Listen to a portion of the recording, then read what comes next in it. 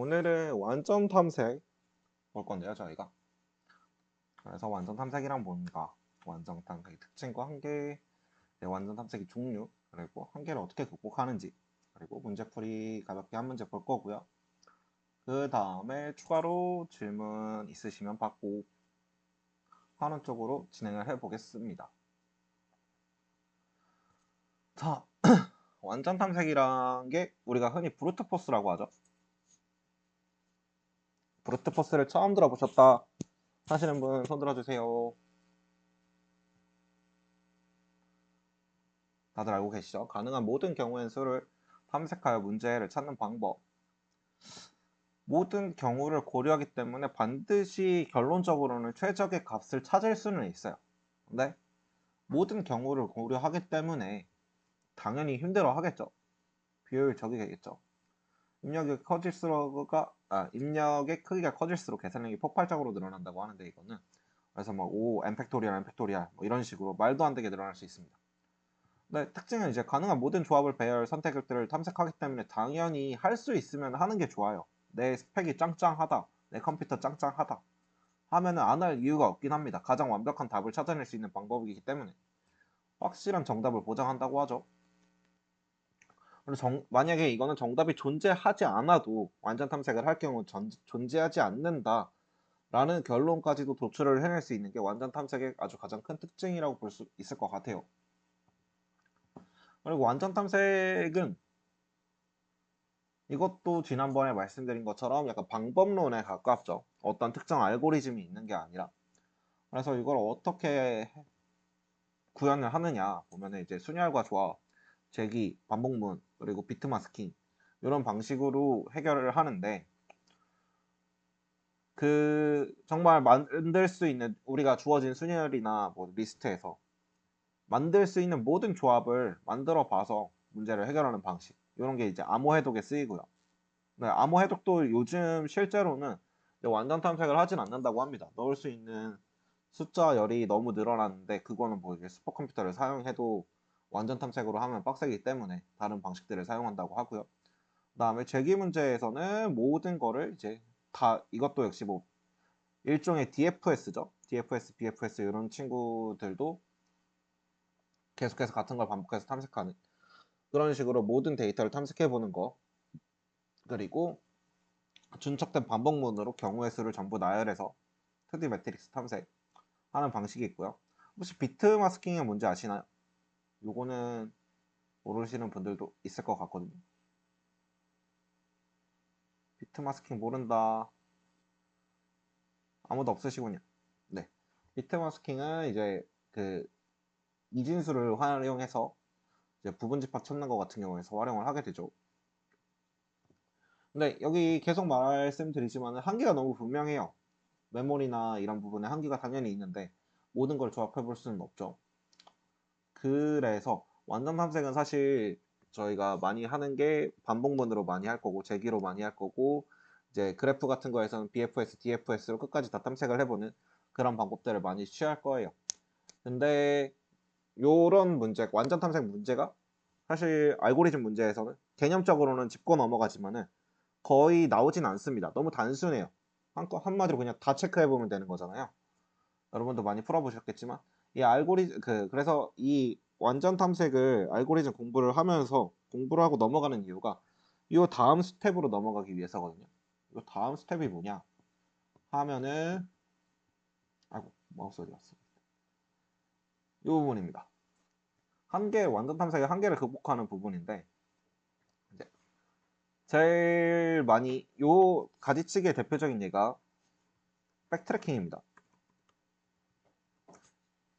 탐색 중간에 유명하지 않는 경로를 제외하여 거기를 이제 더 이상 가지 않는 거죠. 백트래킹이 그런 거죠. 조건에 부합하지 않는 친구들이 나오면 거기서 그 전 단계로 돌아가서 다음 조건을 탐색해 나가는 거죠. 그래서 이제 가지치기라고 프로닝이라고 하는 방식인데 이게 완전 탐색으로 모든 걸 탐색하지 않게끔 만들어주는 한 가지 방식이고요. 다이나믹 프로그래밍도 완전 탐색의 한계를 극복하기 위해서 나온 방식이에요. 이미 계속 그 메모이제이션이라고 하죠. 이미 계산된 부분을 저장해서 중복적으로 그 똑같은 경로를 탐색하는 걸 방지를 하는 걸 활용할 때 동적 그 다이나믹 프로그래밍을 활용하고요. 지난 시간에 얘기를 했던 그리디 알고리즘도 이제 항상 최적해를 갖는다는 전제 하에 그 만약에 이 다음 게 최적해가 아니다 하면은 지금 게 최적해다라고 해서 탐색을 끝내버리잖아요. 이것도 일종의 완전 탐색의 한계를 극복하기 위해 만들어진 방법이고요. 근데 분할 정복 이 부분은 문제를 아주 세부적으로 쪼갭니다. 문제를 세부적으로 써 각각의 문제가 작은 문제로 나눠지고 각각의 세부 문제에서 최저값을 갚는 것을 조합하면은 최저값이 나온다라는 전제로 문제를 풀어가는 방식을 분할 정복이라고 하고요. 그 다음에 분지 한정법이라는 게 있어요. 브랜치 앤 바운드라고 더 많이 쓰는데 이거는 그리디를 하면서 그 그리디와 완전 탐색을 섞는 거예요. 그리디 안에서 최저값을 찾고 그 안에서 그 안에서 일부 조건의 최저값을 찾고 또 세부 조건에 대해서 완전 탐색을 하는 분지 한정법이라는 친구가 있고요. 그 다음에 휴리스틱이라는 친구가 있는데 요거는 사실 문제에서 거의 보기 힘들 거예요. 요거는 이제 최적희가 아니라 근사해를 찾는 방법이라고 해요. 근사해를 찾기 때문에 이거는 불분명해요. 정답을 내기가 굉장히 힘들어서 이거는 사실상 그 데이터를 다룰 때는 쓰지만은 이제 휴리스틱을 그 코딩 문제에서 보기는 힘드실 거예요. 이분 탐색도 여러분이 많이 해오셨지만 이것도 이제 완전 탐색의 한계를 극복하기 위해서 조건에 따라서 탐색 범위를 줄여나가는 방식이고요. 그 다음에 이제 병렬 처리라고 하는데 이거는 이제 그 한계 극복 가로치고 물리라고 할 수 있는 거거든요. 하나로 안 되니까 두 대로 돌린다. 한 대로 이제 완전 탐색하면 힘드니까 병렬로 범위를 분할해서 탐색하는 그런 방식이 있습니다. 이거 외에도 굉장히 다양한 방식들이 있는데 여러분 이번 주 문제 완전 탐색을 푸셨잖아요. 풀면서 어려웠던 부분이 좀 있으셨다면 어떤 게 있었을지 좀 들어보고 싶거든요.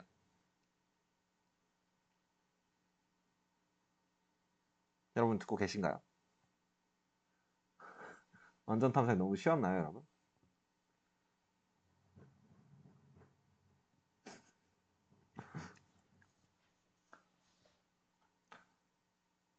오늘 문제 풀면서 이게 맞나 했다고요? 이게 맞나라는 시간 터질 것 같은데 오늘 여러분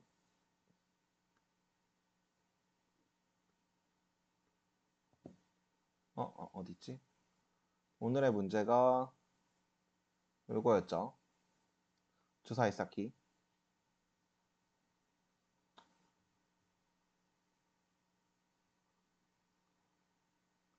어떤 부분 시간이 터질 것 같다라고 느끼셨다.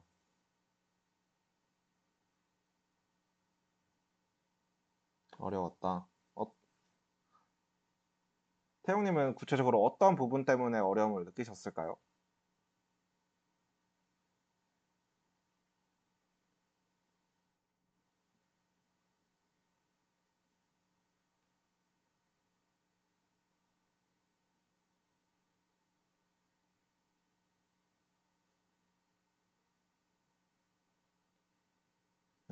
완전 탐색.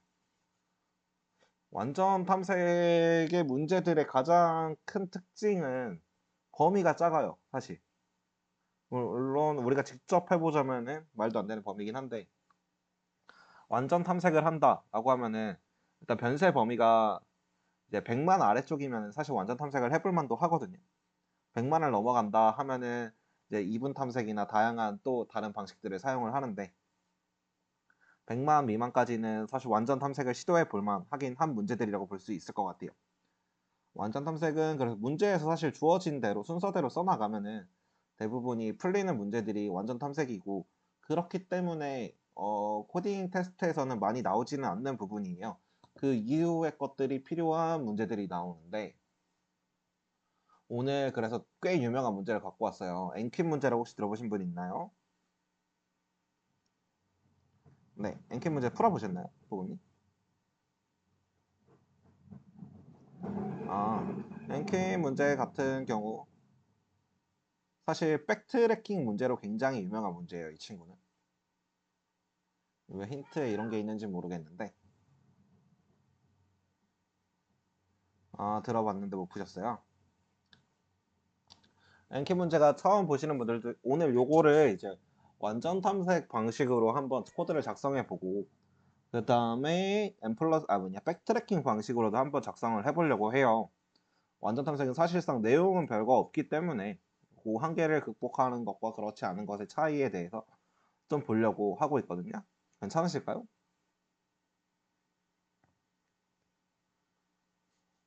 네. 문제의 링크는 저쪽에 9663번 문제 드렸고 요거 한번 잠깐 보시는 동안 문제 간단하죠? 어떻게 풀면 될지 잠깐씩들만 생각해 볼게요. 한 2분 정도만.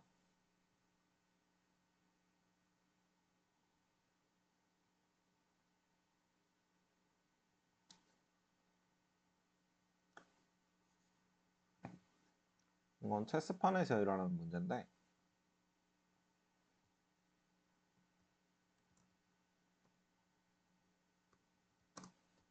랭퀸이라고 보면은 GIF가 있는데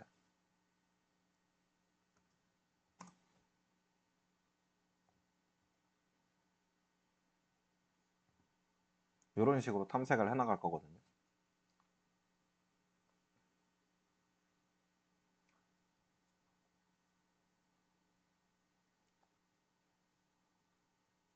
이게 여기선 A 퀸이고 이 범위에 따라서 결과값이 달라지는데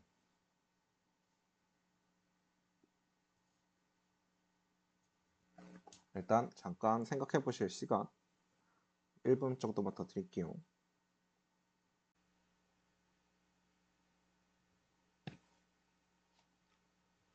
네, 이 N퀸 문제를 풀어볼 건데요. 이제 완전 탐색으로 한번 풀어보고 그 다음에 백트래킹으로 한번 더 보면서 이런 시간 측정 같은 거를 해서 어떤 차이가 나는지 한번 확인해 보려고 해요.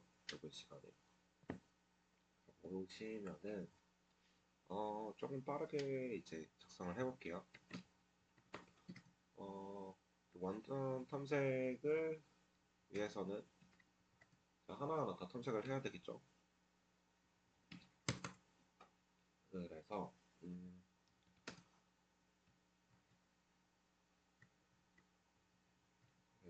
ps force라는 식으로 함수를 정해줄 거고 그 다음에 여기서 중요한 거는 하나하나 조합을 다 해보면서 그거를 다 체크를 해볼 거예요. 이 조건에 부합한지 안 부합한지. 그래서 count라는 변수를 하나 선언을 해주고 만약에 이게 가능한 조합인지를 체크를 해서 가능하다 하면 count를 하나 더 넣어주면 되겠죠. 그래서 여기서 return count를 해주게 되면 될 거고 이제 이 is valid라는 함수를 작성 주면 되겠죠. valid에다가 값이 저 펑테이션의 일부가 들어올 건데 저거를 t로 잡아볼게요. 그러면은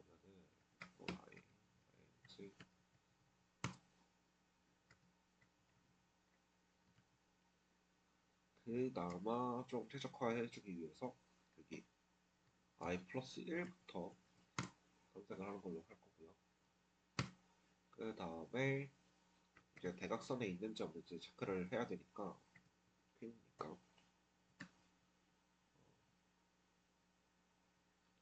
di 마이너스 dj 요거는 두 항목의 그러니까 열간의 길이죠. 이게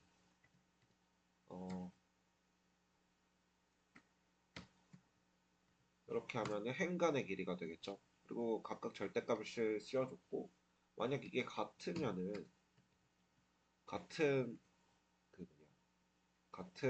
같은 대각선 위에 있다는 뜻이겠죠.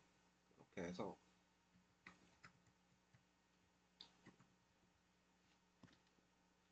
이렇게 작성을 해주면은 완전 탐색으로 하는 잠시만요. 인풋도 해야 되죠.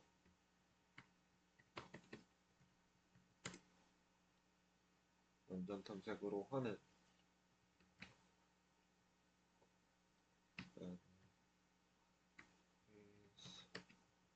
루트 폴스 완전 탐색으로 하는 이게 금방 끝났는데 이거를 제출하면은 시간 초과가 나올 겁니다. 시간 초과가 나올 거라서 여기다가 아예 그 백트래킹으로 하는 그 방식까지 한번 써놔볼게요. 우리가 어차피 성능 체크를 해서 차이를 보려고 하는 거니까.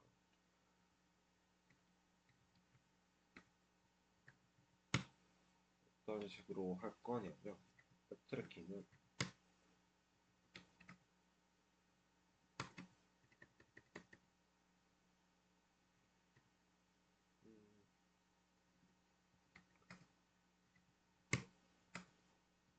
제기를 사용한 백트래킹을 할 거예요.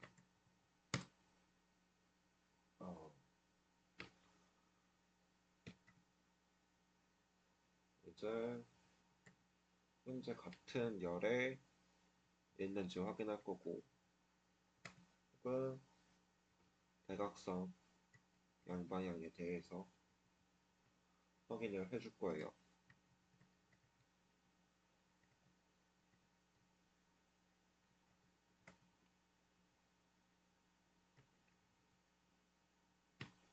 각각이 사용됐는지 확인을 해주면 대충 하나라도 사용되어 있으면 그냥 넘어가겠죠. 카운트를 안 하고. 그 다음에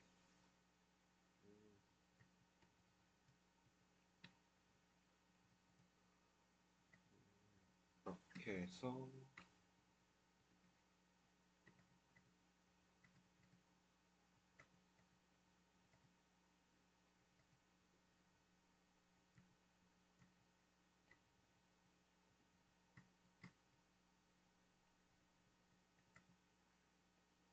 만약에 넘어가지 않았다면 이거를 true로 바꿔주고 그 다음에 카운트에다가 이 solve에 남은로 더하기 1만큼 넣어서 제기 형태로 만들어주게 될 거예요. 그 다음에 이거에 대한 탐색이 이제 끝나고 나면은 여기를 다시 false로 바꿔서 돌려줘야겠죠. 다음 거를 진행해야 되니까.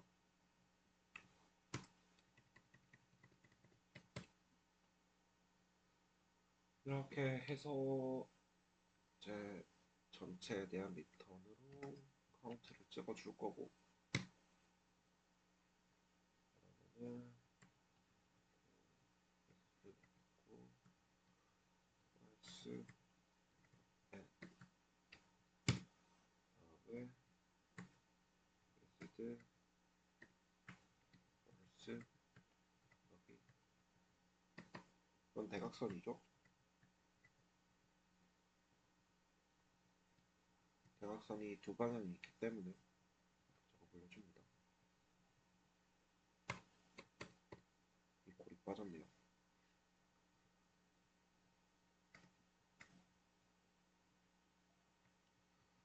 그 다음에 return solve 0 해주고, 그러면 모든 게 또 탐색이 되겠죠.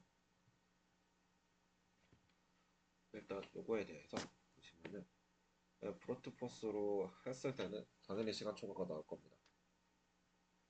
그리고 제출해 가서 다시 한번 그 친구를 빼고 했을 때는, 그러면 이제 이 백트래킹 방식으로 돌아가겠죠.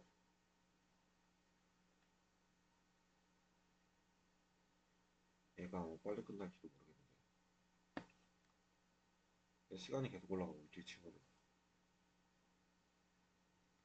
그리고 시간 초과가 뜰 거예요. 완전 탐색으로는 시간 초과가 뜬다고 나왔고, 이제 백트래킹으로는 잘 올라가고 있죠.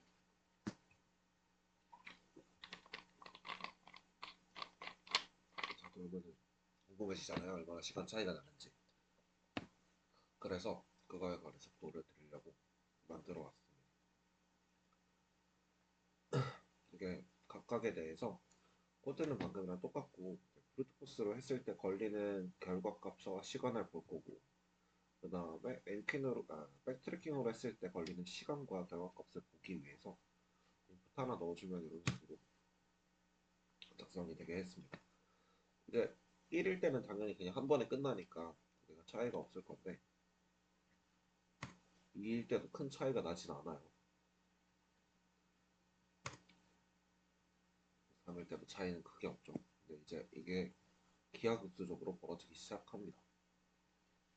보시면은